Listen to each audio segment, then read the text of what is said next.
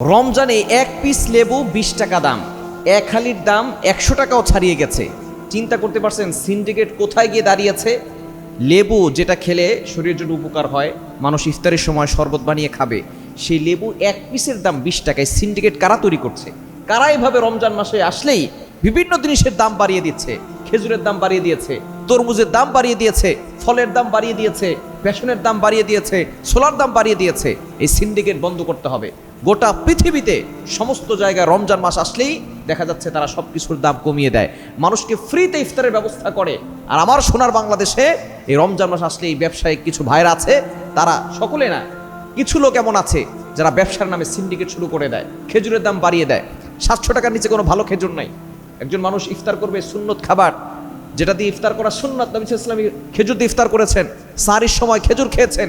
যে একটা লোক, অসহায় মানুষ যারা আছে, যারা দিন মজুরি পরিশ্রম করে খায়, তারা চিন্তা করেন কিভাবে খেজুর কিনে ইফতার করবে, বলে কিভাবে সকলে মিলে খেজুর দিয়ে ইফতার করবে। এই বাংলাদেশের এই সিন্ডিকেট বন্ধ করতে হবে। যারা সিন্ডিকেট করছে, সকল কিছুর দাম বাড়িয়ে দিচ্ছে, রমজান মাসে যারা ব্যবসা শুরু করছে, তাদেরকে অবশ্যই শাস্তির আওতাভুক্ত করতে হবে। তাদেরকে শাস্তির আওতাভুক্ত করতে হবে, যাতে করে বাংলাদেশের অসহায় মানুষ যারা আছে তারাও সুন্দর করে ইফতার করতে পারে। তরমুজের দাম বেড়ে গেছে, গরিব মানুষরা তরমুজের দিকে তাকাইতেই পারে না, এমন একটা অবস্থা। এজন্য দুর্নীতি কমিশন যারা আছে, অবশ্যই আমাদের দায়িত্ব হচ্ছে তাদেরকে পাকড়াও করা। তারা কেন রমজান মাস আসলে সিন্ডিকেট তৈরি করে? রমজান মাস হচ্ছে রহমতের মাস, মাগফিরাতের মাস, নাজাতের মাস।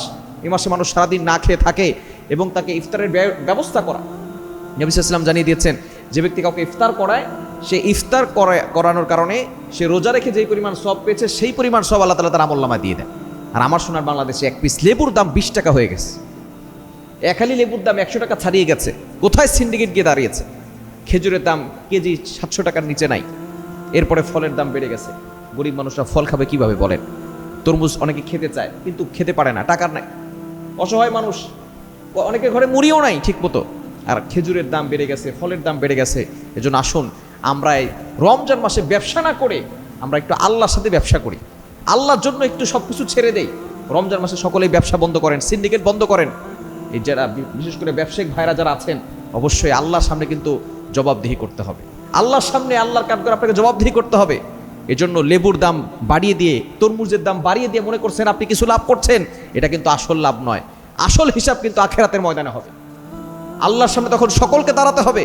এজন্য আসুন সিন্ডিকেট বন্ধ করে দিয়ে গরিব মানুষের জন্য, অসহায় মানুষের জন্য আমরা সবকিছু সহজ করে দেই, সবকিছুর দামটাকে কমিয়ে দেই।